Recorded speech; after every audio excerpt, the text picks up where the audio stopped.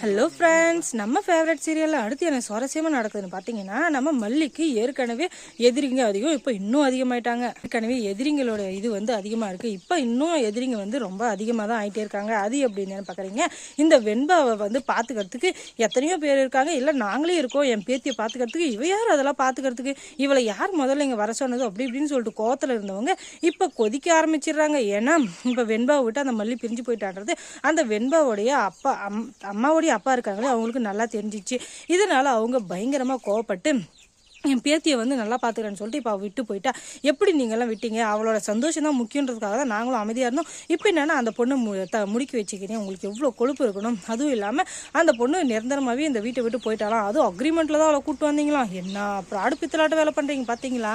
இத்தனை நாள் நாங்கள் கூட எங்கள் பேத்தியோட சந்தோஷத்துக்காக அமைதியாக இருந்தோம். இப்போ அவளுடைய சந்தோஷமே போயிடுச்சுன்றப்ப நாங்கள் சும்மா இருக்க முடியாது. ஒழுங்கு முறையே இப்போ அந்த பொண்ணை வீட்டுக்கு கூப்பிட்டு வர போகிறீங்களா இல்லையா அப்படின்னு சொல்லிட்டு சண்டாடிக்க ஆரம்பிச்சிடுறாங்க. அதுக்கப்புறம் என்ன, விஜய்க்கு பயங்கரமாக கோவந்தது. ஒரு வருஷம் அக்ரிமெண்ட்டுக்கு தான் இந்த வீட்டுக்கு வந்தா, இனிமேலும் அவளை இந்த வீட்டில் நாங்கள் வச்சிருக்க முடியாது. அவள் போயிட்டா, இதுக்கு மேலே எங்களுக்கும் அவளுக்கும் எந்த சம்மந்தமும் இல்லை. நீங்கள் இதில் தலையிடாதீங்க.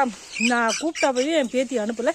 இப்போ அவளை சித்திரவதை பண்ணுறீங்களா, அவளுக்கு மட்டும் ஏதாச்சும் உடம்புக்கு முடியாத ஏதாச்சும் ஒன்று ஆச்சுன்னு வச்சுக்கோங்களேன், உங்களால் சும்மாவே விட மாட்டேன், உங்களால் மொத்த பேர் ஜெயிலில் தள்ளிடுவா அப்படின்னு சொல்லிட்டு அவங்க தாத்தா சவால் விடுறாரு.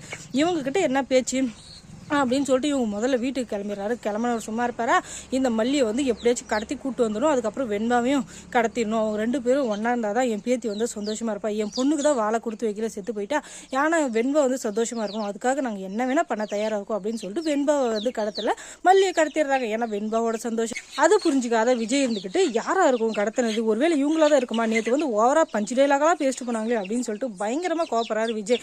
அதனால கோவப்படுற அவர் இருந்துக்கிட்டு, நீங்கள் யார் வெண்பா கூட யார் இருக்கணும் இருக்கக்கூடாது முடிவு பண்ணுறதுக்கு அப்படி இப்படின்னு சொல்ல, நீங்கள் சொல்கிறதுக்கு உரிமையே இல்லை மாப்பிள்ள.